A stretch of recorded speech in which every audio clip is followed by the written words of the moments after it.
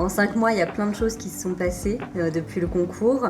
En premier lieu, une formation qui a pu être faite et puis des rencontres à la fois avec des professionnels qui m'ont apporté des conseils, des enseignes, des franchisés, des visites de lieux, de locaux, pas mal de choses qui me permettent de savoir mieux où je vais aujourd'hui. Qu'est-ce qu'il en est pour vous? Alors, me concernant, en tout cas, j'ai rencontré plusieurs franchisés, ce que je ne pensais pas faire en fait au début, je ne pensais pas rencontrer tant. J'ai pas mal appris sur les mécanismes. Alors si j'ai bien compris, vous avez rencontré des franchiseurs, donc quel métier avez-vous choisi? Tout à fait, j'ai rencontré plusieurs enseignes. Dans mon domaine, c'est le service à la personne.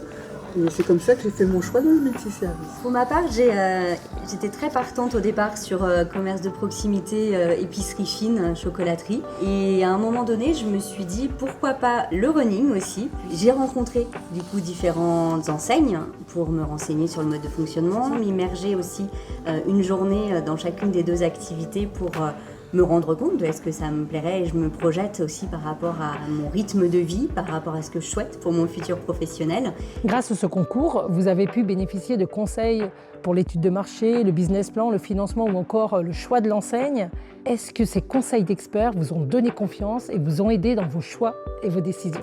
Ces experts, vous les avez approchés?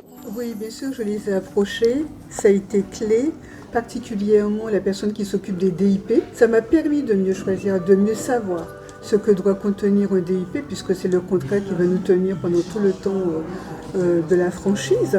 Bon, je vais rencontrer aussi des personnes qui vont m'aider pour le pitch. Et ça, pour moi, c'est important, parce que je n'ai pas l'habitude de me vendre. Donc, ça a été tout à fait intéressant pour me permettre d'avancer. J'ai commencé par faire la formation de réseautage. Clairement, ça m'a permis de creuser, de prendre contact beaucoup plus facilement avec des interlocuteurs. Et là, il y a eu la formation avec la Fédération de la franchise qui m'a vraiment permis de réenclencher des actions. Aujourd'hui, diriez-vous que ce concours a été un tremplin pour vous lancer et avancer avec plus de sérénité? Non, mais c'est bien évidemment un tremplin et en faisant le concours, ça m'a rassurée. Le concours a permis finalement de structurer la démarche. En plus, sur LinkedIn, beaucoup de personnes m'ont écrit et du coup, ça m'a donné de la visibilité, c'était vraiment intéressant. Alors maintenant, on est 5 mois plus tard. Vous avez choisi chacune votre enseigne. Qu'est-ce que vous pourriez nous dire sur les étapes à suivre? La suite, ça va être très concret. Visite d'un local, business plan réalisé par rapport à ce local. Et je sais d'autant plus aujourd'hui que j'ai envie d'ouvrir non pas un, peut-être pas seulement 2, mais voire 3 magasins dans l'épicerie fine. Exactement.